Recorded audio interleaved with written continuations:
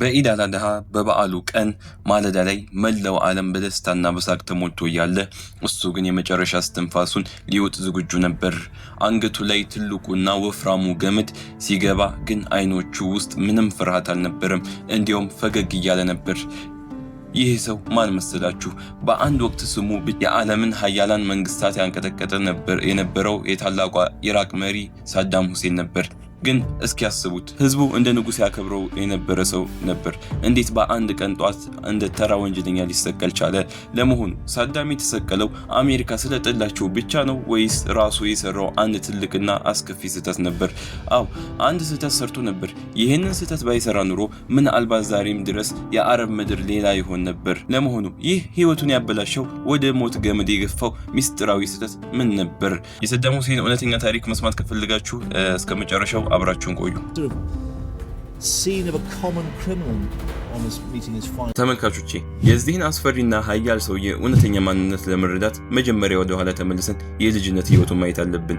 ሳዳም ሁሴን የተወለደው አልአዋጅ በምትባል በጣም ደሃና ኋላ ቀር በሆነች የጫካ መንደር ውስጥ ነው። መንደሯ ማብራትም ሆነ መንገድ አልነበራትም። የሳዳም መከራ የጀመረው ገና ወደዚህ ዓለም በመጣ በ3 ወሩ ነበር። ገና ሳይጠግባቸው አባቱ ሞተ። እናቱ ከዚህ ሀዘን ሳታጋግም ደግሞ ታላቁ ወንድሙ በካንሰር በሽታ ተቀጠፈ። አስቡት፣ እናቱ በአንድ ጊዜ ባሏንም ልጇንም አጣች። ከዛም እናቱ ሌላ ባል አገባች። ነገር ግን የሳዳም እንጀራ አባት በጣም ጨካኝ ነበር። ሳዳምን ሁል ጊዜ ያንገላታው ነበር። አንተ መማር አትችልም፣ አትረባም እያለ በዱላ እየመታ በግንድ ይጠብቅና እርሻ እንዲያርስ ያስገድደው ነበር።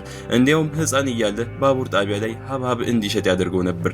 ለመሆኑ በአንድ ጠባብ የጫካ ክፍል ውስጥ በራብና በዱላ እየተገረፈ ያደገ ህፃን ወደፊት የዓለምን ሀያላን የሚያንቀጠቅጥ መሪ ይሆናል ብሎ ማን ያስባል?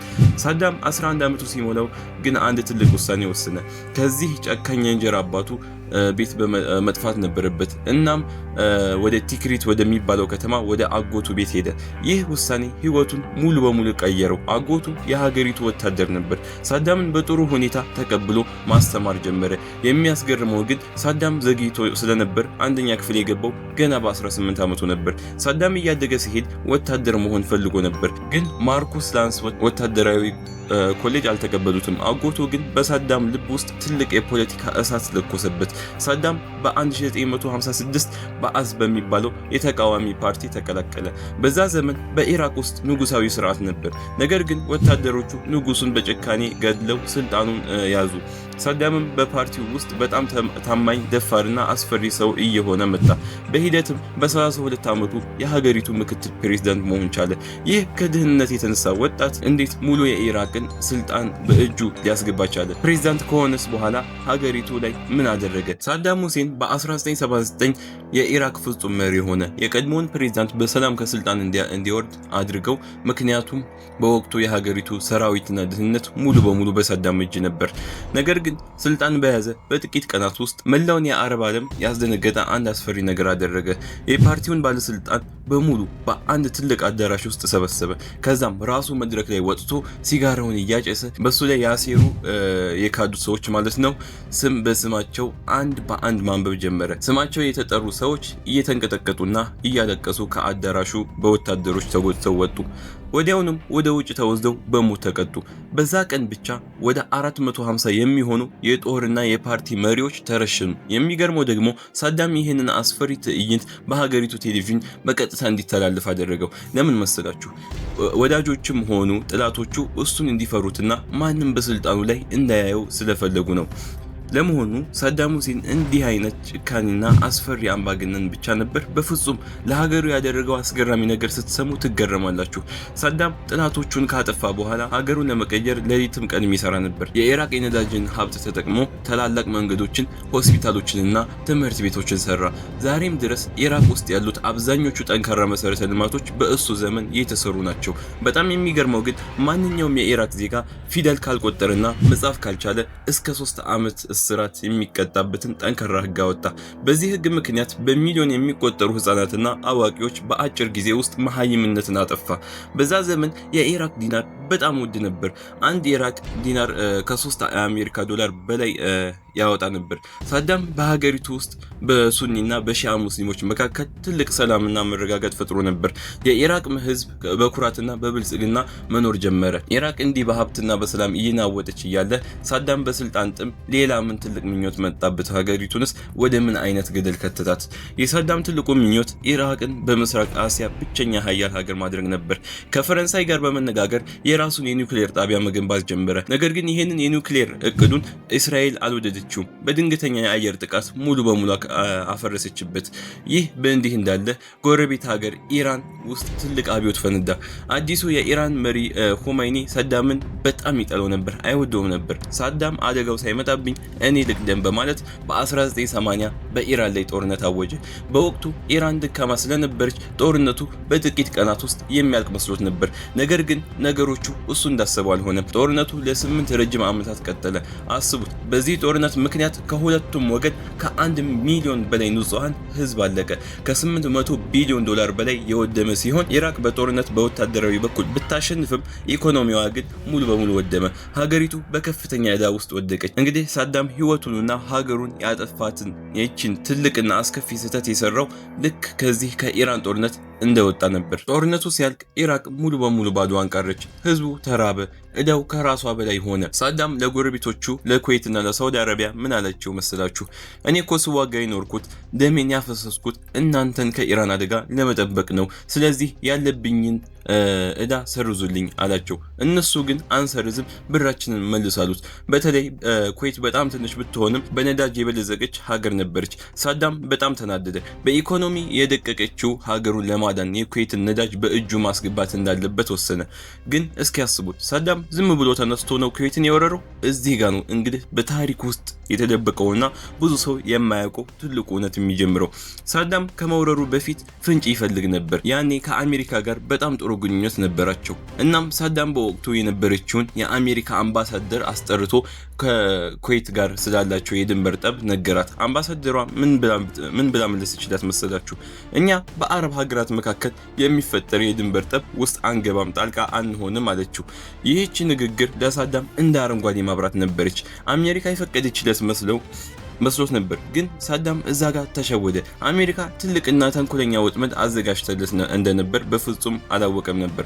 ነሐሴ 2 ቀን 1990 ሳዳም 100,000 የሚሆን ግዙፍ ሰራዊት ወደ ኩዌት ሰደደ። ኩዌት በጣም ትንሽ ስለነበረች ሳዳም በ6 ሰዓት ውስጥ ብቻ መላ ሀገሪቱን ተቆጣጠራት። የኩዌት መሪዎች ጥለው ወደ ሌላ ሀገር ተሰደዱ። ሳዳም ኩዌትን የኢራቅ አካል አደረጋት። ሳዳም ያኔ ያሸነፈ የአረብ ዓለም ንጉስ የሆነ መስሎት ነበር። ነገር ግን ወደ ወጥመዱ ውስጥ መግባቱን ያወቀው ከጥቂት ቀናት በኋላ ነው።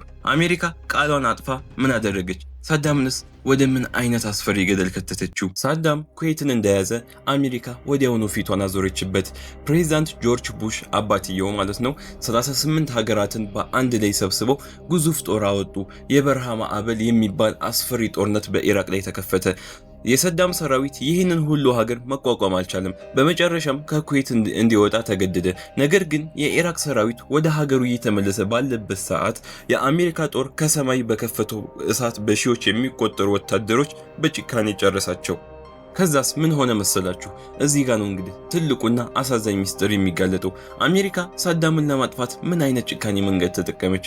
አሜሪካ ኢራቅ ላይ በጣም ከባድ የኢኮኖሚ ማዕቀብ ጣለችበት። የኢራቅ ህዝብ የሚበላው አጣ፣ መድኃኒት አጣ። ህፃናት በረሃብና በበሽታ በየቀኑ መሞት ጀመሩ። ይህቺ በአንድ ወቅት በሀብት የናወጠች ባለጸጋ ሀገር በአጭር ጊዜ ውስጥ ወደ ድህነትና ወደ ጨለማ ተቀየረች። ነገሩ በዚህ አላበቃም። በ2003 ደግሞ የአሜሪካው ፕሬዚዳንት ጆርጅ ቡሽ ልጁ ማለት ነው ኢራቅ የዓለምን ህዝብ የሚያጠፋ የኒውክሌር ጦር መሳሪያ አላት በሚል ትልቅ ውሸት ሀገሪቱን ሙሉ በሙሉ ወረራት። የሳዳም መንግስት ወደቀ። ሳዳምም ከአይናቸው ተሰወረ። አሜሪካ ሳዳምን ለመያዝ ትልቅ አድን ጀመረች። በመጨረሻም በታህሳስ ወር በ2003 ሳዳም መያዙን አወጁ።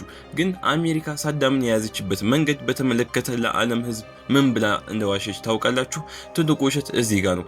አሜሪካ የሳዳምን ስም ለማጠልሸትና እንደ አረብ አንበሳ አድርጎ የሚያየውን ህዝብ ልብ የሚሰብር አንድ ተንኮል አደረገች።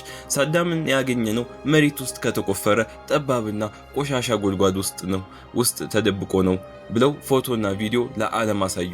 እሱን ዝቅ አድርገው ለማሳየት ፈለጉ። ነገር ግን እውነተኛው ሚስጥር ምን ነበር መሰላችሁ? በኋላ ላይ በዛ ጦርነት ውስጥ የተሳተፉትና ጡረታ የወጡት የአሜሪካ ወታደሮች ራሳቸው እውነቱን አወጡት። ሳዳም በጉድጓድ ውስጥ አልነበረም፣ በአንድ ተራ ቤት ውስጥ ተቀምጦ ነበር። ያለምንም ፍርሃትና ያለምንም ተኩስ ራሱን በኩራት ነው የሰጠው።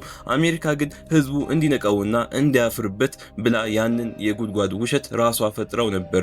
ሳዳም በጠባብ ክፍል ውስጥ በታሰረበት ጊዜ አሜሪካውያን ጠባቂዎች፣ ነርሶች በጣም ይገረሙ ነበር። ለምን መሰላችሁ? በዓለም ላይ የነበረው ትልቁ አምባገነን እስር ቤት ውስጥ ምን ያደርግ ነበር? ምክንያቱም ሳዳም እስር ቤት ውስጥ በጣም ረጋ ያለ ሰው ነበር። ከምግቡ ላይ የዳቦ ፍርፋሪ አስተርፎ ወፎቹን ይመግብ ነበር። የእስር ቤቱን አትክልቶች በውሃ ያጠጣ ነበር። በሰላም ይተኛ ነበር። ስለሞት በፍጹም አይጨነቅም፣ አያለቅስም፣ አይጸጸትም ነበር። ፍርድ ቤት ሲያቀርቡትም ዳኞቹ የአሜሪካ ተላላኪ መሆናቸውን ስላወቀ በፍጹም አልተንበረከከም። አይኖቻቸውን እያየ በድፍረትና በኩራት ይሟገት ነበር። እንዲያውም እሱን መቋቋም ስላቃታቸው ዳኞቹን 3 ጊዜ አስቀየራቸው። በመጨረሻም በስቅለት እንዲሞት ተፈረደበት። ዋቅፈን ኩን ዋቅፍ ወቅፉ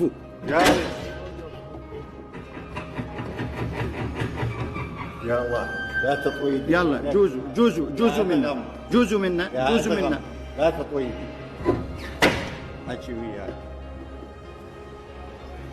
قررت المحكمة الحكم على المدان صدام حسين المجيد بالإعدام شنقا حتى الموت لارتكاب الشعب كجريمة ضد الإنسانية وفق المادة እንግዲህ ያ የዓለምን ህዝብ ያዝነገጠው የመጨረሻው ቀን ደረሰ። ታህሳስ 30 ቀን 2006 መላው የእስልምና እምነት ተከታዮች ትልቁን የኢድ አል አድሃ በዓል በሚያከብሩበት ቀን ነበር።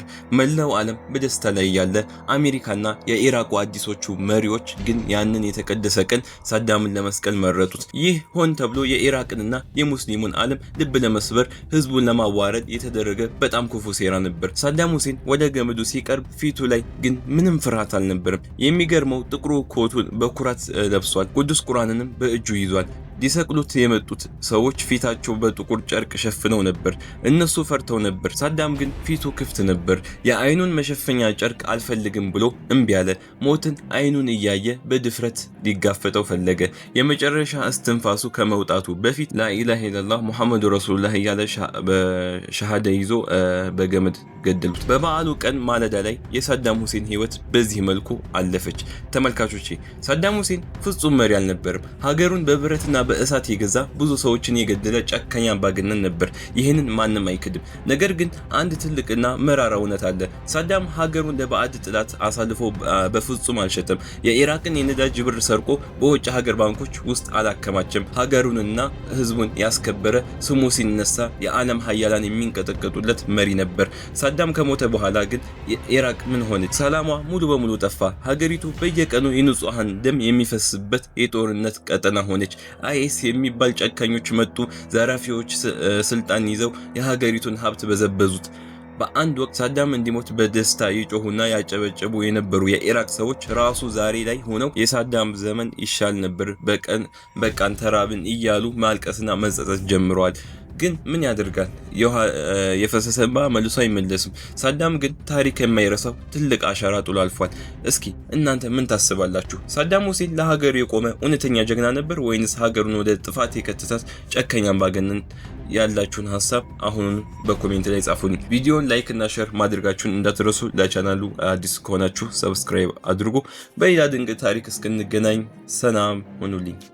وفق المادة 12 أولا أليف بدلالة المادة 12 أولا ثانيا ثالثا رابعا